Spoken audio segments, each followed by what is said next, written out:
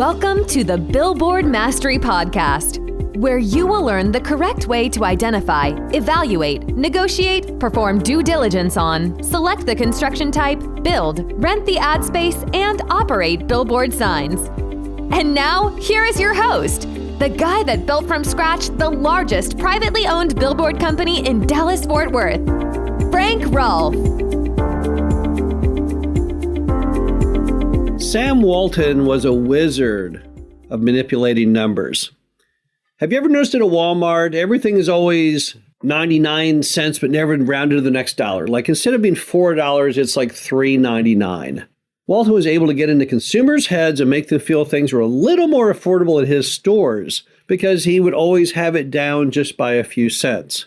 And there are entire groups in America today that have very sophisticated number theory classes and concepts. People who think that the numbers you go with, being angular, seem more aggressive, and rounded seem more friendly. A price which has an 8 in it is seen by the consumer as being more attractive than a 7 because it's round and jolly and happy and friendly, whereas a 7 is angular and kind of mean. All kinds of theory has been put out there in the marketplace that stems to how people look at numbers, the optics of the consumer and numbers. And the same thing is true for billboards. This is Frank Rolfe, the Billboard Mastery Podcast. We're going to be talking all about how you express numbers can have a lot to do with your success or failure in the billboard industry.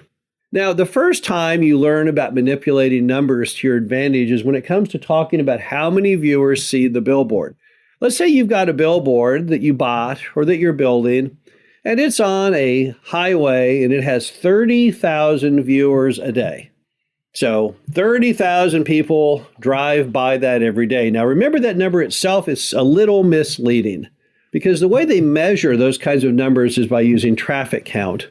So the traffic count will tell you basically how many tires go over the little metering device in a 24-hour period. And then they'll extrapolate that and say, okay, well, if that many axles, we'll assume there was 2 axles on every car, although you know 18-wheelers have many more axles than that. And then there's an average of 2 people in the car. Yeah, that's how we'll come up with that number. So the number 30,000 in this case is itself a little manipulative. No one knows for sure you've got 30,000 viewers. But would you rather express that to the potential advertiser as 30,000 viewers a day? Or would you be better off saying 900,000 viewers a month? That sounds a whole lot more impressive. So now when you're out running the billboard, you want to say, yeah, I'm running this billboard and it's $500 a month and it reaches 30,000 people a day. Or would you rather say, this billboard's $500 a month and it reaches 900,000 people a month? Well, that clearly sounds more impressive. So when it comes to manipulating billboard numbers, when you're trying to rent ad space, as far as the number of viewers who see it, you want to go big. Take it times 30. Take it for the whole month, because that sounds so much more attractive to the advertiser. But then let's flip it around in the cost to the advertiser. Let's assume your billboard is $900 a month. Would you rather say to the advertiser, yeah, my billboard, which reaches 900,000 people a day, is only $900 per month? Or would you rather express that on a per day of only $30 a day? Let's say that you've got a hotel and your hotel charges $129 a night. Which sounds more attractive to you? Having to get one customer every 4 nights to break even? Or having to get, a whole big block of rooms to reach that $900 tag? So typically what we want to do when we're talking about how much billboards cost is, rather than express that in a monthly variation, we want to knock that back down to how much it is each day. You'll see if you look at ads, even people who charter jets, very expensive jets, they try and explain how much it costs per minute. Have you ever noticed that? You can fly from Los Angeles to New York in a Learjet for only $3.10 a minute. Well, $3.10 a minute can get to be kind of pricey if you multiply that times the minutes to the hours and to the total number of hours. But that's why people express things that way, is it makes them seem much more affordable. Anyone would say, well, gosh, I've got $5 in my pocket. I can buy 2 minutes of that Learjet ride. Now, finally, when you're out there trying to build the sign or buy the sign and talking to the property owner about their ground rent, you have the same issue once again.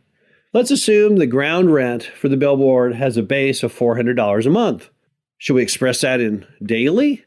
I don't know. Let's think about that. If it's $400 a month, how much is that? Let's think about $13 a day. That doesn't sound very impressive. So when you're trying to sell someone on the idea of allowing you to place a billboard on their property, now we want to go again really, really big. We want to talk about the whole year. So instead of saying $400 a month, you say, I want to give you $4,800 a year. Because when it comes to try and get the ground lease signed up, now we're trying to express and manipulate the numbers as big as they can humanly be. Now, unlike how many views you have a month, it'd be crazy to say, yeah, well, this sign is seen by 10 million people a year when you're trying to rent the ad space. That's why that one typically is done by the month. The example we gave you, instead of 30,000 a day, it would be 900,000 viewers a month. And we know that when it comes to cost, we want to keep it as small as we can. So the most bite-sized number there would be to show how much it is per day to rent it. So instead of saying $900 a month, we say $30 a day. But when it comes time to pay someone the money to have that sign exist on their land, we're going to go mega big. We're not going to go by the day. We're not going to go by the month. We're going to do it by the whole year. Because that expression of money, that giant pile of money that they would have for the whole year, that is the best shot you have of getting the deal done. Particularly if you're looking at smaller sums. Sometimes you build signs way out in the country, the amount you can afford to pay per month is very small. Let's say it's like $80 a month.